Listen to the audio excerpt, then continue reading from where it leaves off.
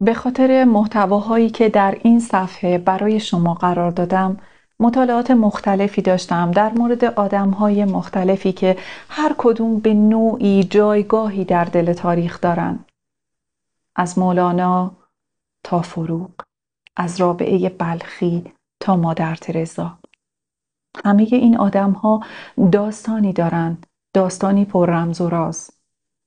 به مطالعه ادامه دادم، اینکه وجه اشتراک بین این آدم‌ها رو پیدا کنم و به سفر قهرمان رسیدم.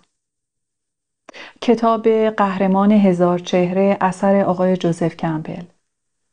جوزف کمپل نویسنده و اسطوره‌شناس مشهور آمریکایی هست و به ما میگه که اسطوره‌ها و پدیده‌ها چه نقشی در سیر و سلوک درونی ما آدم‌ها دارند.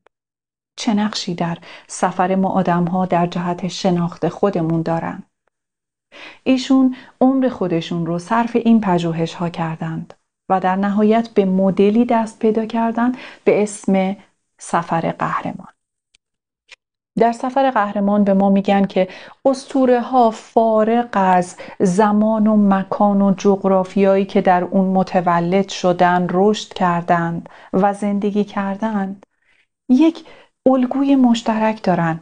انگار همه از یک چیز پیروی کردن. انگار توی دنیا یک نمایشی در حال برگزاریه و آدم‌ها در جاهای مختلف با لباس‌های محلی مربوط به فرهنگ خودشون دارن نمایش اجرا می‌کنن و ما همه داریم اون نمایش رو می‌بینیم. در قصه ها و افسانه های قدیمی شنیدیم و خوندیم که قهرمان قصه به دنبال گنج میره. اون یک نقشه داره، نقشه گنج، و شروع میکنه از همه مشکلات و موانع عبور میکنه تا به گنج برسه. موانعی که سر راهش داره با هم فرق دارن، برای همین هر دور باید با خلاقیت و جهد و تلاش با استراتژی جدید مانع جدید رو از سر راهش برداره تا به اون گنج برسه. راه پرمخاطره‌ای رو در پیش داره. اون در این میان به لایه‌های عمیق درونی خودش دست پیدا میکنه، به شناخت میرسه. اون دیگه اون آدم اولی که سفر رو شروع کرده بود نیست.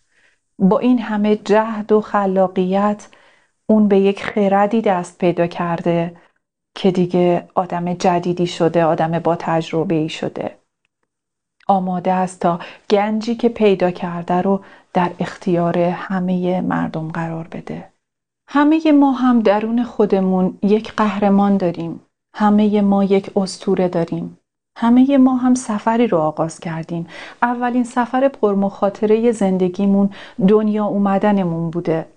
از یک محیط تاریک و محدود وارد محیط روشن و نامحدود شدیم. یک بار دنیا اومدیم، اما بارها از کالبد خودمون بیرون زدیم. به قولی پوست انداختیم. ما هم میتونیم وارد این سفر بشیم. ما هم میتونیم این مراحل رو طی کنیم و به شناختی از لایه‌های عمیق وجودی خودمون برسیم. میتونیم با روح و جانمون آشنا بشیم. در پست‌های بعدی به مراحل این سفر میپردازم.